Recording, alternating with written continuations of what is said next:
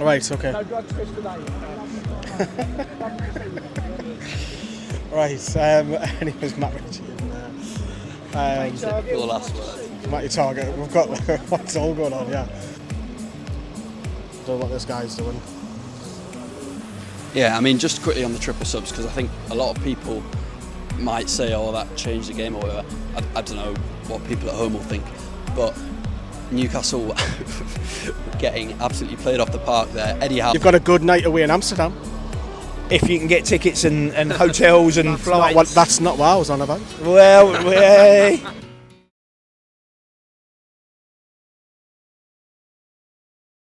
Yes, hello everyone, welcome back to Newcastle Fans TV. This is the last word. We are literally, I know you can't see it on camera, but we are literally next to where the players are going to come out. Not that they deserve any praise today, Harry did that, but we'll talk about that very shortly. We will talk about the game. The international break obviously has probably come at a good time. What went wrong, of course, and we'll hear from Eddie Howe. This is the last word. Yes, let's get cracking, Harry. And so we'll come to the shit show in a moment, but the lineups then, there was only one change that he made, and that was forced because of injury. Did you expect anything else to change? No, obviously there was a talk about Joe Linton maybe being a doubt, Eddie Howe said in his press conference, but other than that, I did expect Matt Targett to come in for Sven Botman. Would have been a bit too soon probably, but you could have brought Barnes in for Miggy, and then I think that's the strongest front three: Barnes, Isak and Gordon. I didn't really expect anything else to change, no. Yeah, and then obviously Brighton, full of talent everywhere. Evan Ferguson, which we'll talk about, he's already been doubted. Dub, as a wonder kid, and he's enhanced his reputation today, but we'll get going. Very warm, very sticky. It would have been difficult to play in these conditions for both sets of players, So I'm not excusing Newcastle because Brighton had to deal with that, so did us. There's no excuse for the weather because Brighton were magnificent. So when we kicked off then, what's your thoughts in the opening 10 minutes? Well, I thought we started really well. Yeah, we looked bright, didn't we? Still always threatened by Brighton when they were going forward, but Isak looked bright. He had a couple of opportunities. I think the main thing is he just needs to shoot quicker. We just need to get that ball and release it quicker. There's which one's worse out of the team? Are they both just as bad? To be fair, I can't remember them. The first one, he kind of it's like you miss it, and I thought the defender won the tackle. Yeah, and then the second one comes back, it's cut back to him, and he's about 14 yards out, hit the target. Yeah, well, the context, I was on the front row, so a little bit less of a good view, but you chose to stay there. Yeah, I know, but and I don't regret it. I'm just saying. Listen, he's got to pull the trigger sooner, and he also tried to square one to Gordon as well. Gordon could have held his run a bit, stayed on the 6 yard, on the penalty spot. Fine margins, but ultimately we've got to shoot quicker. Brighton didn't give us much time on the ball compared to us, who at times gave Brighton plenty of time on the ball. But we've just got to be that little bit sharper in the final third. I think Eddie Howe's been talking about it. We need to be more clinical, and that showed today in the first half for me. Yeah, let's talk about the goal, because it's Nick Pope all over, hasn't it? I know there's some, I think Shearer's tweeted it already, there's some individual errors leading up, but Gareth Southgate looks like a genius right at the minute because he's justified his England selection because Nick Pope's kicking has led Brighton to counter once again. It's a thunderous shot, but should he be doing better than trying to because he tries to catch it, doesn't he? And it's palmed back out. Bang, 1-0 down. First of all, I've seen Tonali be blamed for something to do with this. I don't know. But first of all, to start with, Nick Pope, why is he giving the ball away? He kicked it straight to Brighton's left back, Estupinian, and that's where it all comes from. It's terrible. And listen, Nick Pope's a great keeper. We all love him. But that is an absolute howler. He's had a shocker there. And then the second shot, I get it's powerful. But it's straight at him. You cannot. It's still an error, isn't it? He's tried to catch it and he's palmed it straight out. So effectively there, he's made 2 errors leading to that goal. I don't know if it will count as that in the stats or whatever, but he's made 2 errors there. And that is absolutely terrible. I feel for him in a sense, but you can't get away with that. It's shocking. Yeah, it didn't help. We're 1-0 down, and it was a sign of things to come for me, because we had that bright start in the first 10-15 minutes where we created a few chances, and Joe Linton had one as well, didn't he? That was, you would have seen that where he shot with his left foot. Mm-hmm. For me, it's just so frustrating, because there were so many sloppy passes in the first half, and Brighton obviously the pressing, which panics a little bit, but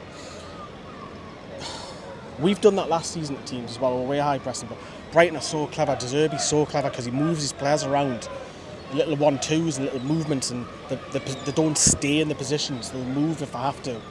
I just thought we couldn't cope. Yeah, I mean, the main thing is, and this is the most important thing, Brighton absolutely controlled that midfield from start to finish. That you can say whatever you want about we playing our strongest midfield, whatever, but Brighton controlled it. Billy Gilmore and Pascal Gross. Billy Gilmore, I thought, was superb dropping in, and he controlled that for Brighton. We just couldn't get to them. They controlled that, and then off the ball, I just thought we were just a bit off the pace again. In both of our away matches, they haven't felt like Eddie Howe performances in the way that the players are pressing and they're on it like that, and they're just right into the opposition. I thought Isaac, I don't want to single out players, but I thought in the final third we could have pressed that a little bit higher, put Verbruggen under a bit more pressure, put their centre-backs, full-backs under a bit more pressure.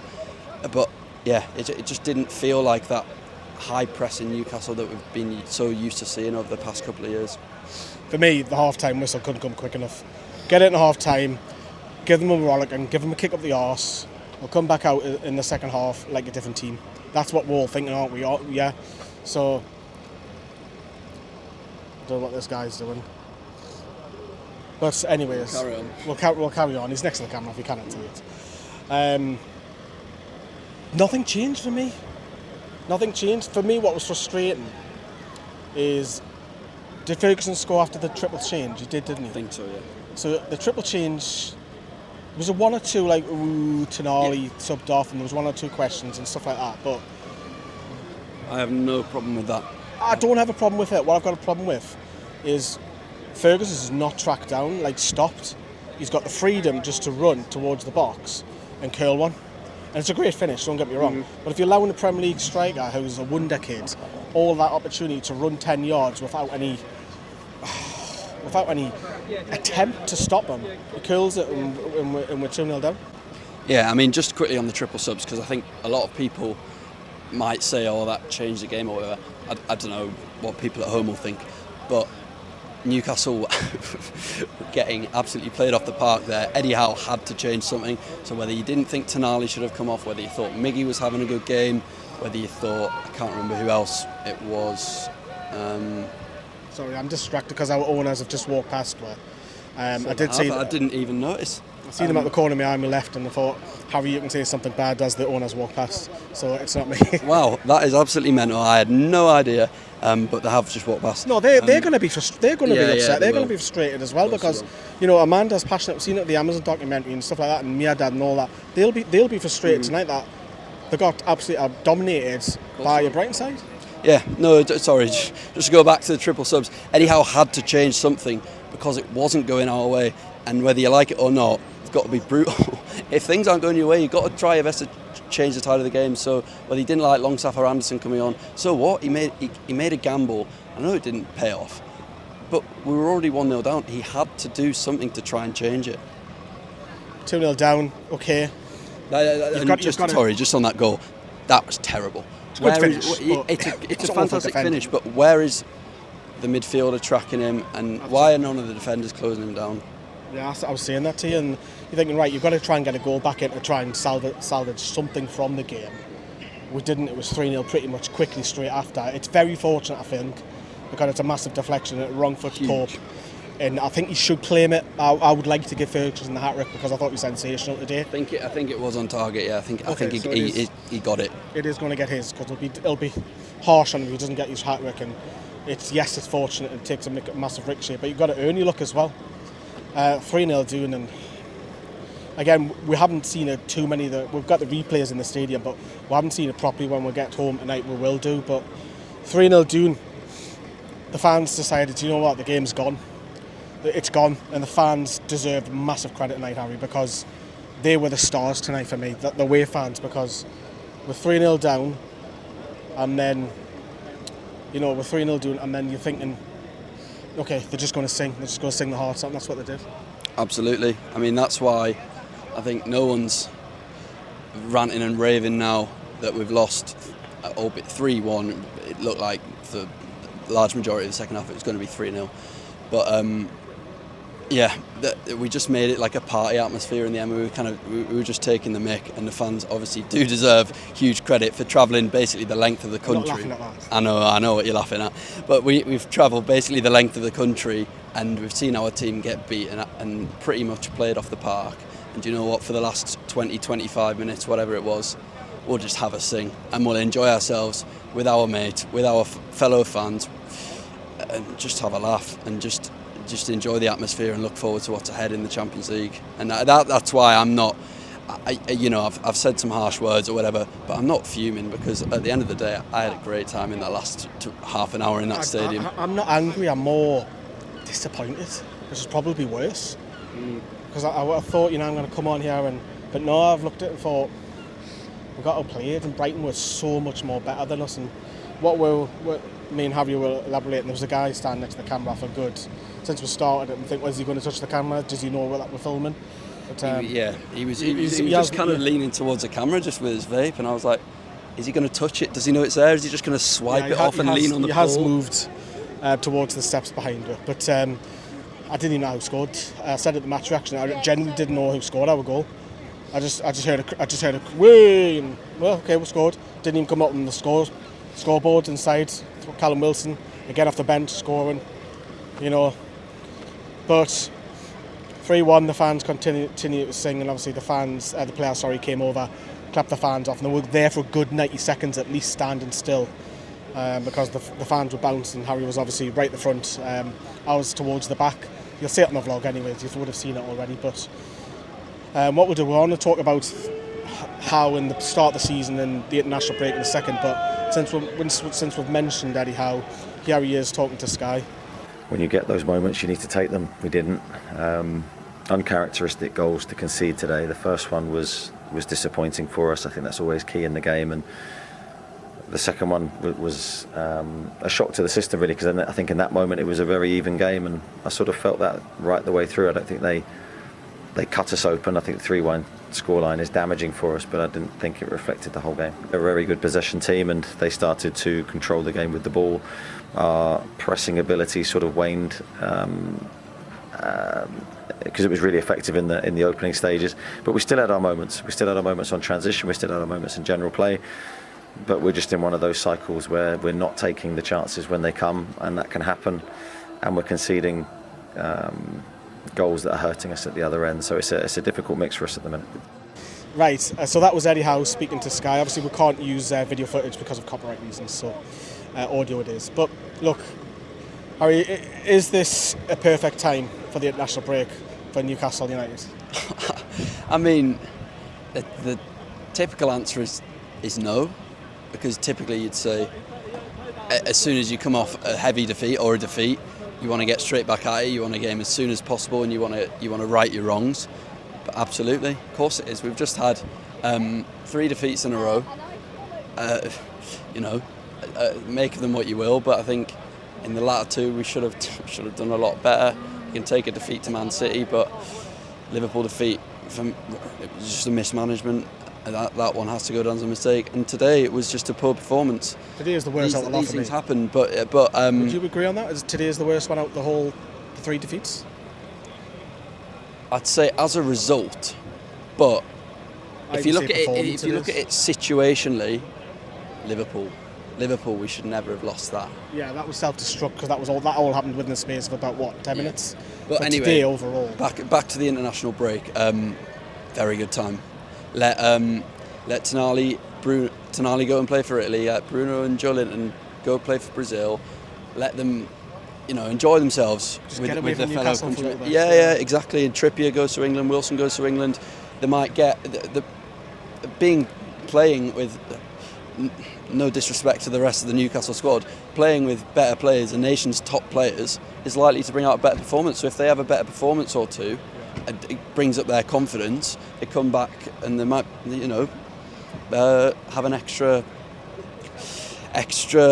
kick up the arse or whatever. I don't know what I'm trying. You know what I'm trying to say. Yeah, it's sometimes it might be good just to get away. It's the first time that they're getting away because they've all been together since early July. They went to America and obviously they've done the pre-season and they've had game once a week. Also, Sven Botman, our defence. That's a good time to have the international break. Very good time for hopefully him to recover from his injury. Fingers crossed he doesn't play for Holland for selfish Newcastle reasons. But he's massive for our defence. Our defence, Brighton just cut through us like a knife through butter today. Sven Botman coming back as well, and then hopefully it just gives everyone a bit of confidence in the international break as well. It's also the perfect time to make changes if you wanted to bring in Lewis Hall at left back after the international break, or something like that. It's a perfect time. Could bring Harvey Barnes in. Who knows? I think it is. Even though it's 2 weeks' time, I think it even could have done with. It's easy to say it in hindsight, but I think today could have just, freshened up a little bit more. I know, the Liverpool game was a sucker punch, but I just noticed it's getting dark really quick, isn't it? Considering when we first started. Obviously we talked about the owners walking past just before me, Dad and Amanda. No doubt. There's Martin Dubravka literally walks past us, so he'll be getting on probably be a coach to London, then flights out to Slovakia. So that was Dubravka walking past with there. But the fans, I dread to look to see what. I thought he was coming to sort of. So do I dread to see what the fans are saying on Twitter tonight. Dubravka, wasn't it? Yeah, it was, that was Dubravka. And they're all flying international. I've come down this way. Yeah. The fans, sorry. Say again? Let's keep it quiet, just us three. Yeah. Well, sorry, are you doing that? Well, there's a camera as well there, so there'll be a few thousand people watching later. Did you have a shitty day? Yes. Come a long way, put it that way. But these things happen. But it's a good day out, though. Yeah, you've come a long way. You've had a nice day out. We put on a Newcastle beer for you in the bar, didn't we? I didn't know. I like the message saying. I think we only had Inches and Fosters. I think. It's Matt Target. Who's this? Andy Ritchie's done Scout, aren't you? I collect autographs as a hobby. Oh, you collect autographs. Okay. Right. Okay. No drugs for today. Right. Anyways, Matt Ritchie and Your last word. Matty Target. We've got what's all going on. Yeah. The fans, sorry. Dread to look on Twitter because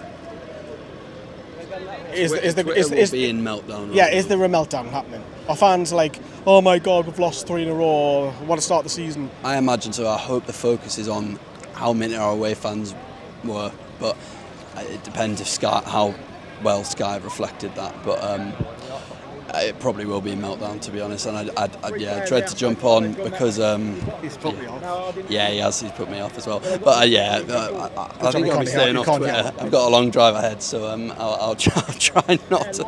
I wanted to just touch on a negative. Sorry, there's a lot of blue seats. I thought more than usual. Next to me there was about 20 empty seats. To me left there was about 10. I don't know what it was like further along. I can't really comment on that, but I was actually quite disappointed that people bought the tickets and not turned up. One thing, you're probably right, to be fair. People may have bought the seat and moved with the mates, and then they're cramming together, possibly, But that is disappointing. If they don't get the point, I hope they do realise you don't get the point unless your ticket is actually scanned. So that was my only negative thing about that as well. But look, I think we'll wrap up because there's all sorts happening here. There's players going past with there's owners. What do you think of your European group? Unreal. Oh, it's unreal. Brilliant. We're buzzing about. What do you think of our European group? Yours is very good. You've got a good night away in Amsterdam. If you can get tickets and hotels and flights. That's not what I was on about. Well, don't tell the missus. Don't tell the missus. I love a cookie. Don't tell the missus, otherwise you might be kicked out. Did you want to come to us? Do you want to come and support us? Have a good night out in Amsterdam. No, we've got a good night out in Newcastle. Should come up. You'll enjoy it. I have been up to Newcastle. I had a lovely time out as well. Brilliant night out in Newcastle. Your city centre is brilliant. Come up later this season. But the trouble is, for away fans, you make us sit like we're knackered by the time we get to the top of the stairs to sit down. We're all sitting there watching the whole game, going. It's a nightmare. So we don't hear you. That's why. No, it's for council reasons, like police reasons for when he's come out. That's what the actual the police say. But anyways, this is going left field here, so we will wrap up. Sorry, I'll keep interrupting. No, it's alright. It's alright. We're going to wrap up, everybody. Go check out the live stream we did back in Newcastle and the pub. Check out the match reaction, which I've just done earlier. Check out the vlog, which Harry's in bits and bobs as well. But yeah, he's off back to. Where are you going tonight? Newcastle, yeah. You're going back to the Toon. I'm going to. And I'm going to Peacehaven. Don't know where that is. Yeah, I'm off to Crawley. That's where my hotel is. Ooh, lovely. And let's hope I've still got wheels on my car when I get back to that estate. But that's it, everyone. What's it, Bye bye.